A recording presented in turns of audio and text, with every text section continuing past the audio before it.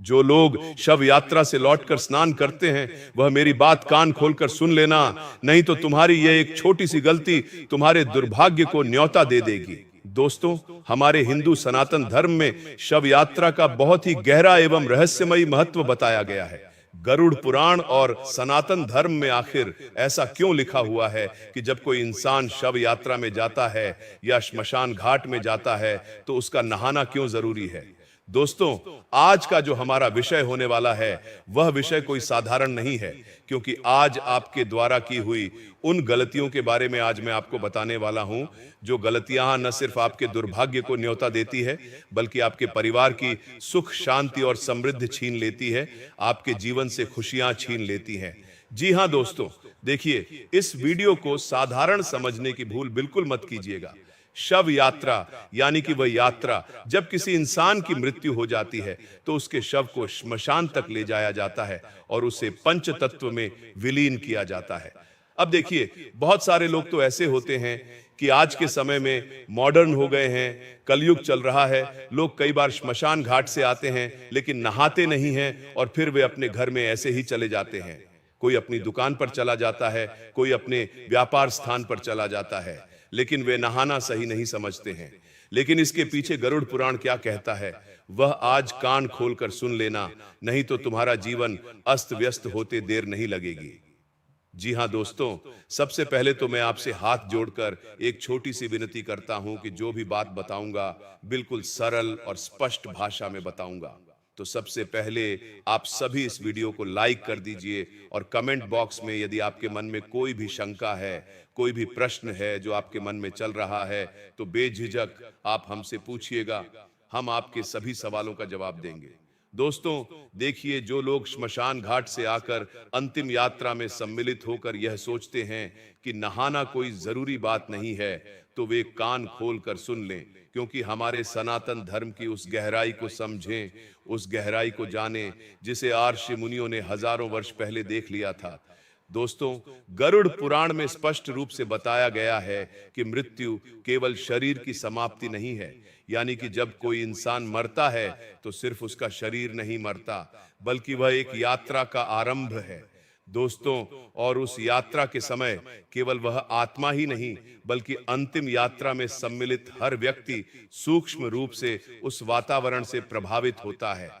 श्मशान घाट, दोस्तों, हमारे शास्त्रों में अपवित्र जगह बताया गया है, लेकिन किस हद तक सही है यह भी आज हम गरुड़ पुराण के आधार पर जानेंगे। जी हां दोस्तों, देखिए, श्मशान घाट वह स्थान है जहां पृथ्वी, अग्नि, वायु और आकाश चारों तत्व एक साथ सक्रिय अवस्था में होते हैं। जी हां, वहां केवल लकड़ी और चिता नहीं जलती, बल्कि अनगिनत भटकती हुई सूक्ष्म योनियाएं, अनगिनत भटकती हुई अधूरी इच्छाओं वाली आत्माएं और नकारात्मक ऊर्जाएं विचरण करती हैं।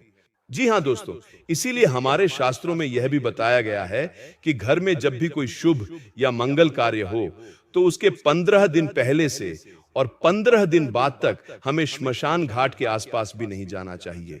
अब दोस्तों, देखिए, गरुड़ पुराण के अनुसार जब किसी जीव का शरीर पंच तत्व में विलीन किया जाता है तो उसकी आत्मा अत्यंत भ्रमित अवस्था में होती है, यानी कि उसकी आत्मा भ्रमण करती है। वह अपने घर, अपने परिजनों और अपनी पहचान से जुड़ी होती है, और उसी समय अंतिम यात्रा में गए लोग उसके सबसे निकट होते हैं, विशेषकर उन लोगों से जो उसके अपने हैं, जो उसके साथ दिन रात रहते थे। तो देखिए दोस्तों, ऐसे में वह आत्मा सूक्ष्म रूप से उनके साथ चिपकने का प्रयास करती है, विशेषकर उन लोगों से जिनके मन में डर, शोक, क्रोध या अत्यधिक मोह होता है। इसलिए हमारे शास्त्र कहते हैं कि श्मशान से लौटकर स्नान करना केवल शरीर की सफाई नहीं होती है। हम श्मशान से लौटकर आते हैं तो हम स्नान कर लेते हैं, लेकिन देखिए, आप सोचते होंगे कि यह स्नान तो सिर्फ शरीर की सफाई के लिए है, शरीर की शुद्धि के लिए है, तो यह आपका सबसे बड़ा भ्रम है। जी हां दोस्तों, बता देता हूं कि श्मशान से लौटकर स्नान करना केवल शरीर की सफाई नहीं, बल्कि सूक्ष्म शरीर की शुद्धि है। जल को सनातन धर्म में जीवन, शांति और शुद्धि का माध्यम माना गया है, और गरुड़ पुराण बताता है कि जल में प्रवेश करते ही व्यक्ति के चारों ओर बनी नकारात्मक ऊर्जा की परत टूट जाती है। यानी कि जब आप श्मशान घाट से आए, अंतिम यात्रा से आए, तो आपको आकर जरूर नहाना चाहिए। जी हाँ दोस्तों, और जो भी सूक्ष्म प्रभाव श्मशान से साथ आया होता है वह जल में प्रवाहित हो जाता है। और इसी कारण कहा गया है कि घर में प्रवेश करने से पहले या तुरंत घर आकर स्नान करना चाहिए। लेकिन आज के समय में देखिए, कुछ लोग तो ऐसे होते हैं कि घर के अंदर ही जाकर स्नान करने लगते हैं, जबकि हमारे शास्त्रों में बताया गया है कि जब भी हम अंतिम यात्रा या श्मशान घाट से लौटकर घर आते हैं तो हमें घर के बाहर ही स्नान करना चाहिए, उसके बाद घर के अंदर प्रवेश करना चाहिए। देखिए, क्योंकि यदि कोई व्यक्ति बिना नहाए उसी अवस्था में घर में प्रवेश करता है तो वह उस श्मशान की ऊर्जा को अपने घर में भी ले आता है, और वही ऊर्जा धीरे धीरे घर के वातावरण में घुल जाती है। और ऐसे घरों में फिर होता यह है कि वह इंसान दुर्भाग्य के द्वार खोल देता है। फिर बिना कारण झगड़े होते हैं, भयावह सपने आते हैं, बच्चों का रात में डर कर उठ जाना, अचानक कोई भयंकर बीमारी घर में किसी व्यक्ति के शरीर में पनपने लगती है, मन का भारी रहना शुरू हो जाता है और हमारा मन पूजा पाठ में बिल्कुल भी नहीं लगता है और बार बार नकारात्मक विचार आने शुरू हो जाते हैं। तो दोस्तों देखिए, कई सारे लोग आज के समय में ऐसा कर भी रहे हैं कि जब भी श्मशान घाट या अंतिम यात्रा से लौटते हैं तो आकर नहाते नहीं हैं और उसी अवस्था में अपने घर में प्रवेश कर लेते हैं या अपने कार्यस्थल पर चले जाते हैं। तो ध्यान रखिएगा कि आज से ही आप यह गलती करना बंद कर दें। जी हाँ दोस्तों, बता देता हूं कि गरुड़ पुराण में तो यह भी वर्णित है कि जो लोग अंतिम यात्रा से लौटकर स्नान नहीं करते वे अनजाने में मृत आत्मा की यात्रा में बाधा बनते हैं। अब आपके मन में यह सवाल जरूर आ रहा होगा कि ऐसा कैसे हो सकता है, क्योंकि मरने वाला तो मर गया, मरने वाले के जीवन की यात्रा शुरू हो गई, लेकिन हमारा न नहाना उसकी यात्रा में बाधा का कारण कैसे बन रहा है? तो वह भी मैं आपको बताता हूं। देखिए, वह आत्मा बार बार उन्हीं के पास मंडराती रहती है। उसे यह भ्रम होता है कि अभी भी उसका संबंध जीवित संसार से बना हुआ है। इससे आत्मा को यमलोक की यात्रा में कष्ट होता है और जीवित व्यक्ति को जीवन में अस्थिरता का सामना करना पड़ता है। जी हाँ दोस्तों, आपको मैं बता देता हूं कि सबसे जरूरी बात यही है कि आप अंतिम यात्रा और शव यात्रा से लौटकर स्नान जरूर करें। क्योंकि कई बार जो लोग अंतिम यात्रा से आकर नहाते नहीं हैं तो उन्हें बिना कारण घबराहट, छाती में भारीपन, नींद में किसी के बुलाने की आवाज या यह अनुभव होना कि कोई पीछे खड़ा है, ऐसी अनुभूतियां होने लगती हैं। सनातन धर्म में अंतिम यात्रा को अंतिम संस्कार नहीं बल्कि अंतिम सेवा कहा गया है, और यह सेवा केवल मृत व्यक्ति के लिए नहीं बनी बल्कि जीवितों की रक्षा के लिए भी है। हर क्रिया, श्मशान जाना, अग्नि देना, अस्थि विसर्जन और अंत में स्नान, सबका उद्देश्य यह सुनिश्चित करता है कि मृत आत्मा की और जीवित संसार के बीच का संबंध विधि पूर्वक समाप्त हो जाए। देखिए दोस्तों, गरुड़ पुराण में चेतावनी दी गई है कि जो लोग इन नियमों का उपहास करते हैं या आलस्य में टाल देते हैं या इन चीजों को मजाक समझते हैं तो उनके जीवन में धीरे धीरे सुख का क्षय होने लगता है, यानी कि सुख समाप्त होने लगता है। उनका जो मन होता है और मन की जो शांति वे चाहते हैं वह भी खत्म हो जाती है। मन अशांत रहता है और जीवन में वे लोग निर्णय नहीं ले पाते हैं और उनके घर में देवी देवताओं का वास कमजोर पड़ने लगता है। तो स्नान के बाद साफ कपड़े पहनना, घर में दीप जलाना और भगवान का स्मरण करना इसलिए बताया गया है ताकि जो शून्य ऊर्जा श्मशान से आई थी उसकी जगह सकारात्मक और देवी ऊर्जा स्थापित हो सके। देखिए, कई सारे लोग ऐसे भी होते हैं जो श्मशान घाट से आते हैं, अंतिम यात्रा से आते हैं तो वे मंदिर नहीं जाते हैं, लेकिन हमारे शास्त्रों में यह भी बताया गया है कि अगर आप कहीं पर श्मशान घाट जा रहे हैं या अंतिम यात्रा में जा रहे हैं तो वहां से आकर स्नान जरूर करना चाहिए, और स्नान करने के बाद या तो अपने घर के मंदिर में ही दीपक जला लेना चाहिए, वहां पर माथा टेक लेना चाहिए, या फिर घर के आसपास कोई मंदिर हो तो वहां पर हमें जाना चाहिए। अब देखिए, ये कोई अंधविश्वास नहीं बल्कि पीढ़ियों का अनुभव है जिसे शास्त्रों में शब्द दिए गए। अंतिम यात्रा सब यात्राओं से अलग इसलिए है क्योंकि यह एक ऐसी यात्रा है जहां एक आत्मा संसार से विदा होती है और जो उसे विदा करने जाते हैं वे कुछ क्षणों के लिए मृत्यु के बहुत निकट होते हैं, इतने निकट कि मृत्यु उन्हें आसानी से खींच भी सकती है।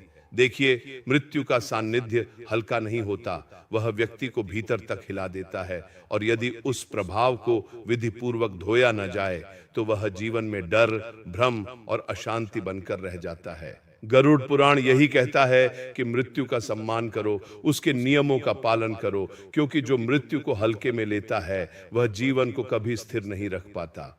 इसलिए श्मशान से लौटकर स्नान करना केवल परंपरा नहीं बल्कि आत्मिक सुरक्षा का कवच है। जो व्यक्ति इसे अपनाता है वह अनजाने खतरों से बचा रहता है, और जो इसे नजरअंदाज करता है वह यह भी नहीं समझ पाता कि उसके जीवन में अचानक अंधेरा क्यों बढ़ने लगा। इसलिए मेरी बात को आप कान खोलकर सुन लेना कि दोस्तों, यदि आपके जीवन में अगर कुछ भी अनहोनी होने लगे तो समझ जाइएगा कि आपके द्वारा की हुई छोटी छोटी गलतियों की वजह से ही वह अनहोनी हुई है। आज के समय में लोग अंतिम यात्रा में सम्मिलित तो हो जाते हैं, लेकिन कई बार लोग श्मशान घाट में जब विराजित होते हैं, जब वहां बैठते हैं, तो लोग वहां बैठकर हंसते भी हैं, और वहां बैठकर हंसना बहुत गलत बताया गया है। हमारे शास्त्रों में दोस्तों, गरुड़ पुराण में बताया गया है कि जो लोग श्मशान घाट जाते हैं वे वहां क्यों जाते हैं? उस मृत शरीर को पंच तत्व में विलीन करने के लिए। लेकिन कुछ लोग श्मशान घाट में बैठकर समाज की बातें, परिवार की बातें, हास उपहास करने लगते हैं, बड़ी बड़ी ठहाके मारकर हंसने लगते हैं। तो गरुड़ पुराण क्या कहता है, ये भी ध्यान से सुन लीजिएगा कि हमें श्मशान घाट में अपने आप को किस तरह व्यवस्थित रखना चाहिए, क्योंकि लोगों को यह भी नहीं पता है आज के समय में कि हमें श्मशान घाट में कैसे रहना चाहिए। देखिए दोस्तों, बताया गया है कि श्मशान घाट बिल्कुल साधारण और सामान्य स्थान नहीं है। वहां हंसी मजाक, ऊंची आवाज में बात करना, फोन पर हंसना या इधर उधर देखना पूरी तरह से वर्जित माना गया है। यह हमारा शास्त्र कहता है। कहा जाता है कि वहां मन जितना चंचल होता है, उतनी ही जल्दी जो सूक्ष्म नकारात्मक ऊर्जा होती है वह हमारी तरफ आकर्षित होती है। इसलिए जब भी आप श्मशान घाट में जाइए, जब भी वहां बैठें, तो सिर झुकाकर, कम बोलकर और गंभीर रहना चाहिए, क्योंकि वहां की जो शांति होती है दोस्तों, और वहां का जो ऊर्जात्मक वातावरण होता है, उसका सम्मान हमें जरूर करना चाहिए। देखिए, श्मशान घाट में जब भी हम जाएं तो वहां पर एक चीज का ध्यान और रखें कि अनावश्यक चीजों को न छुए। श्मशान में पड़ी लकड़ी, राख, चिता की मिट्टी, हड्डियां या कोई भी वस्तु बिना कारण नहीं छूनी चाहिए, क्योंकि गरुड़ पुराण के अनुसार इन वस्तुओं में मृत आत्मा की सूक्ष्म छाप जुड़ी होती है, जो जीवित व्यक्ति के साथ घर तक आ सकती है। और देखिए दोस्तों, जब हम किसी इंसान की शव यात्रा में जाएं तो शव यात्रा के दौरान भी कुछ गलतियां हैं जो हमें नहीं करनी चाहिए। देखिए दोस्तों, जब हम किसी इंसान की शव यात्रा में जाते हैं तो कुछ लोग ऐसे होते हैं जो उनका नाम लेकर जोर जोर से रोते हैं। तो शास्त्रों में माना गया है कि शव यात्रा के समय अत्यधिक विलाप आत्मा को बांध देता है। शांत आंखों से श्रद्धा रखें और मन में प्रार्थना करें कि भगवान आत्मा को शांति दे। लेकिन कई लोग ऐसे होते हैं जो बार बार नाम लेकर अत्यंत विलाप करते हैं, तो उससे होता यह है कि वह आत्मा बंधन से मुक्त नहीं हो पाती, और फिर उस आत्मा की आगे की यात्रा में बहुत सारी तकलीफों का सामना करना पड़ता है। और देखिए, शव यात्रा में जब हम जाते हैं तो आज के समय में ऐसा हो गया है कि लोग अत्यधिक मात्रा में आते हैं, लेकिन शव यात्रा की मर्यादा को नहीं समझते। शव यात्रा में लोग धक्का मुक्की करने लगते हैं, अर्थी को कंधा देने के लिए धक्का मुक्की करते हैं, जबकि धक्का मुक्की, जल्दबाजी या मजाक करते हुए चलना ठीक नहीं है। धीमी चाल, संयमित कदम और सिर झुकाकर चलना सबसे श्रेष्ठ माना गया है। देखिए, केवल वही लोग शव को छुए जिन्हें परिवार ने अनुमति दी हो। बिना कारण बार बार छूना या देखना, यह भी गरुड़ पुराण में ठीक नहीं माना गया है, क्योंकि उस शरीर को छूने की अनुमति बहुत कम लोगों को दी जाती है, और इसके पीछे शास्त्रों का गहरा उल्लेख मिलता है। देखिए, शव यात्रा में जब आप जाइए तो ध्यान रखिएगा कि कुछ भी खाना पीना नहीं है। शव यात्रा में लोग पान, सिगरेट, गुटखा, चाय आदि बड़े चाव से खाते पीते हुए चलते हैं, लेकिन इन सभी चीजों को हमारे शास्त्रों में वर्जित माना गया है, क्योंकि यह भोग का नहीं बल्कि त्याग का समय है। कम शब्दों में धीमी आवाज में सांत्वना दें। लंबे उपदेश या अपनी परेशानियां सुनाना ठीक नहीं है।